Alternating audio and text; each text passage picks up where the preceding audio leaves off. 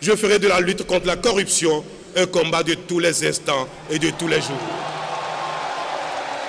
Et qui n'épuiseront pas les efforts inlassables de la justice et de la société civile destinés à mettre un terme à l'impunité. Nous étions le 6 avril 2016. Dans son discours d'investiture, le président Patrice Talon prenait un engagement ferme, celui de lutter contre la corruption et l'impunité. La corruption, un mal qui freine le développement économique du pays. La corruption date depuis le temps de feu président Apiti Souromigan, Hubert Maga, président Aouma Degbe, ainsi de suite. Et durant tous ces mandats, durant tous ces régimes, il y a toujours eu la corruption. Et vous constaterez que la corruption, nous l'avons surtout au niveau des politiques et dans la fonction publique. Exactement. Et quand vous allez dans le privé, vous allez par exemple à la banque. Non, vous ne pouvez pas corrompre. Vous devez observer que depuis 1990, au moins tous les gouvernants ont fait de la lutte contre la corruption une préoccupation, mettons, lancinante, tout au moins dans le discours. Et nous avons observé là également qu'il y a un attirail institutionnel visant à lutter contre le phénomène et qu'on nous a parlé à tous les régimes également de volonté politique affichée, c'est quasiment une formule toute faite. Mais malgré cette volonté affichée dont on a parlé, eh bien, la corruption a toujours eu jusque-là la peau dure, le phénomène reste invaincu. Depuis 2016, le chef de l'État s'évertue à traduire sa promesse dans la réalité. De gros dossiers ont été révélés, des procès ont été enclenchés. Entre autres, on peut citer l'affaire Ségub qui a connu 7 écroués, les faux médicaments qui ont vu déjà condamner des grossistes répartiteurs, des affaires CNSS, Soneb ont connu leur verdict en première instance et sont en appel, sans oublier l'affaire CNCB qui est toujours pendante devant la justice. Et désormais, le dossier du nouveau siège de l'Assemblée nationale, laissé inachevé à l'entrée de Porto Novo, fait couler beaucoup d'encre et de salive depuis la communication du gouvernement devant la représentation nationale sur ce sujet. Outre les procédures judiciaires, des sanctions administratives ont également été notées. Entre autres, 27 sous-officiers de la police républicaine ont été radiés pour malversation financière et des directeurs d'école se sont vus limogés pour détournement des dotations des cantines scolaires. En réalité, les scandales ne sont pas un phénomène nouveau au Bénin et la volonté des chefs d'État successifs pour y faire face n'est pas non plus nouveau. L'on se souvient de la célèbre phrase du président Nicéphore Soglo qui, au début des années 1990, promettait de faire rendre gauche aux pilleurs de l'économie nationale. L'on se souvient aussi de cette marche verte contre la corruption à laquelle le président Boni Yayi avait pris part. Mais malgré cette volonté affichée, l'impunité et la corruption semblent ne pas avoir reculé. Pourtant, ce ne sont pas les commissions, cellules et agences qui ont manqué. La dernière en date, c'est le Bureau d'analyse et d'investigation institué à la présidence de la République. Il y a aussi l'Autorité nationale de lutte contre la corruption. Nous avons connu sous l'ancien président Boni Yayi l'inspection générale d'État remplacée en fin de mandat par le Bureau de l'auditeur général. Sous le général Mathieu Kérékou, on a connu la cellule de moralisation de la vie publique. Sous Nicéphore Soglo, nous avons connu la commission Amoussou Kpakpa dont le fait d'armes restera. Le procès Cissé, des commissions d'enquête pour élucider des dossiers de corruption ou de malversation financière. Le Bénin en a suffisamment connu lors de ces 3 dernières décennies. Entre autres, on peut citer les commissions René Awansou et Adrien Aranzo Glélé. Au bilan, la plupart des dossiers traités par les commissions, cellules et agences et la plupart des rapports d'audit n'ont pas abouti à des poursuites judiciaires ou alors cela traîne encore devant les tribunaux. De nombreuses affaires sont donc restées sans suite jusque-là. Entre autres, on peut citer des affaires plus récentes comme Sensat, Danivo, Porsec, Maria Gleta, PPEA 2, Machines agricoles. Plus loin, on peut citer les affaires Sonapra, Marlance Cotton Industries, Amaniti Djani, Beta pour ne citer que celle-ci. Talon a pris la mesure du mal, ça il faut le dire très clairement. Et ce n'est pas moi qui ai noirci près de 800 pages pour dénoncer la corruption, ce n'est pas à moi que ça déplairait ce qui se passe là. Voilà. Donc le président Talon a pris la mesure du mal. Manifestement, il s'est engagé pour marquer la corruption, la lutte contre la corruption au cours de son mandat. Et je pense que si les choses pouvaient continuer ainsi, la corruption va reculer. Permettez-moi de dire ouf et dire enfin l'heure tant entendue a sonné. Et je souhaite que ce qui a commencé puisse aller plus loin. Et nous sommes là pour l'accompagner. Pourquoi le président Talon peut le faire? Voilà. Tout simplement parce qu'il a les moyens de sa politique. Puisque c'est une question de volonté. Le président Talon, il en a. Vous ne pouvez même pas le corrompre. Vous ne pouvez pas. Et il connaît les méandres. Et il sait comment les gens détournent. Il sait comment les gens font. Donc, tout est fait aujourd'hui pour que vous ne puissiez pas prendre un seul copec de l'État.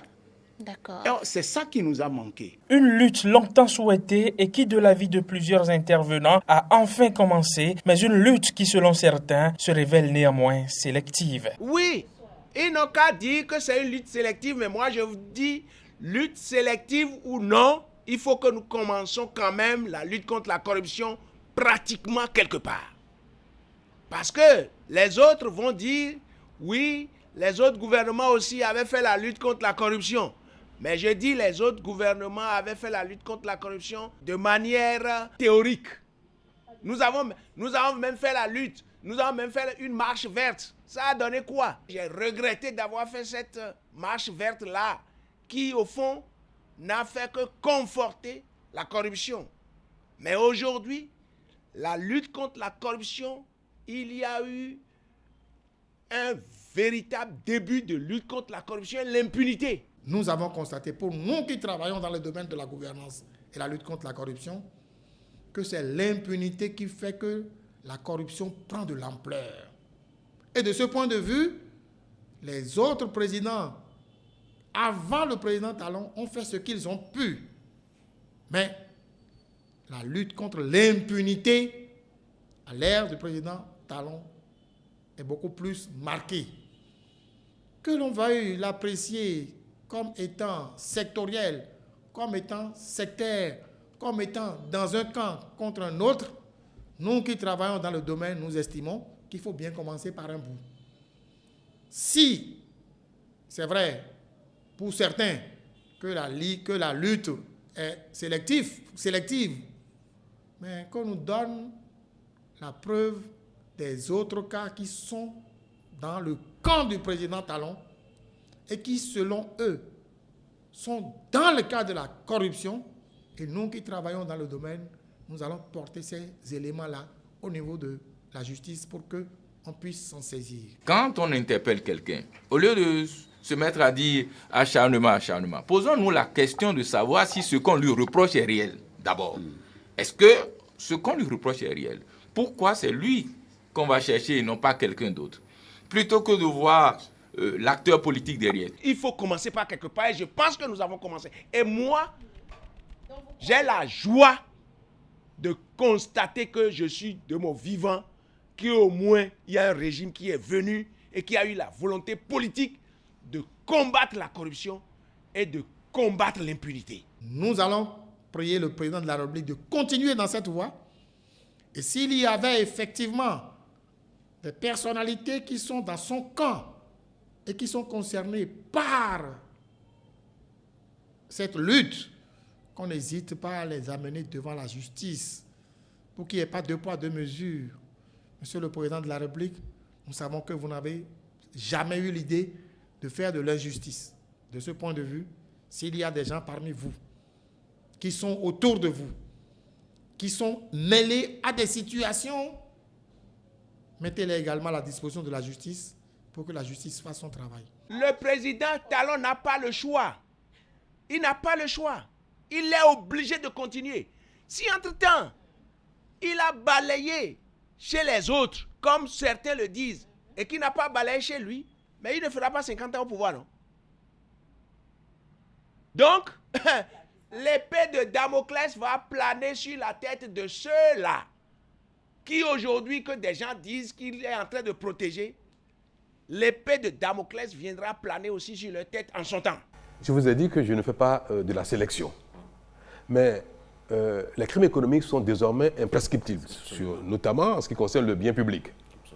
Alors ceux qui aujourd'hui vont échapper à cette dynamique vont répondre un jour. Voilà. Et nous les Béninois, cessons de chercher quelque chose et toujours son contraire. Au-delà de la volonté politique, l'autre barrière à la manifestation de la vérité, c'est la question des immunités accordées aux députés et ministres. Peu de dossiers de demande de levée d'immunité ont abouti au Parlement, laissant la Haute Cour de justice inopérante depuis sa création. Mais au cours de cette seule année 2018, le Parlement béninois a levé l'immunité parlementaire de 3 de ses membres et autorisé la poursuite devant la Haute Cour de justice de 4 anciens ministre. Je souhaite que dans notre pays, enfin, on puisse répondre de ces actes. Il importe peu que ce soit Pierre ou Paul au début. Je voudrais que mes concitoyens, que vous-même, vous puissiez saluer le fait que désormais, on puisse répondre de ces actes. L'Assemblée nationale, depuis qu'elle existe dans cette nouvelle configuration, depuis le renouveau démocratique, n'a jamais levé l'immunité parlementaire d'un de ses membres. Je crois que c'est une seule fois dans l'histoire de notre Parlement qu'il y a eu une autorisation de poursuite contre un ancien ministre, mais qui n'était pas député. Alors c'est formidable qu'enfin, chacun puisse avoir sa conscience derrière lui et avoir son regard sur cette action que nous sommes en train de poser et que cela, nous l'espérons, puisse nous amener à améliorer nos comportements et à mieux respecter la chose publique. Beaucoup de nos citoyens qui ont ce qu'on appelle habituellement des cadavres dans les placards vont se réfugier au Parlement pour avoir l'immunité parlementaire. La réflexion se poursuit pour voir ce que l'on peut faire pour que le Parlement ne soit plus le refuge, n'est-ce pas, de certaines personnalités qui auraient des cadavres dans leurs placards. Mais ce qu'il y a lieu de comprendre, c'est la loi 2011-20 du 12 octobre 2011 portant lutte contre la corruption et autres infractions connexes en République du Bénin.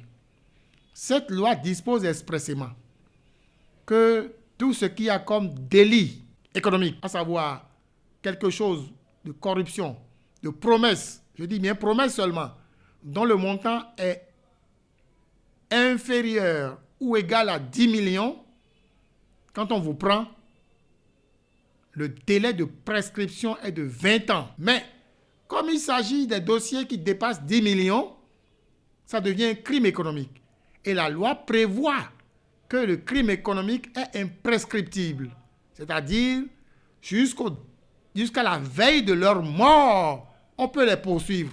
Et nous espérons qu'à un moment donné, ils cesseront d'être députés et la loi sera appliquée, on ira les prendre. Les auteurs de malversations financières ne sont donc pas à l'abri de poursuites judiciaires. Sous Patrice Talon ou après Patrice Talon, la lutte contre l'impunité peut les rattraper. Pour faire face efficacement à ce phénomène, la Cour de répression des infractions économiques et du terrorisme a été mise en place. Elle a déjà rendu ses premiers verdicts.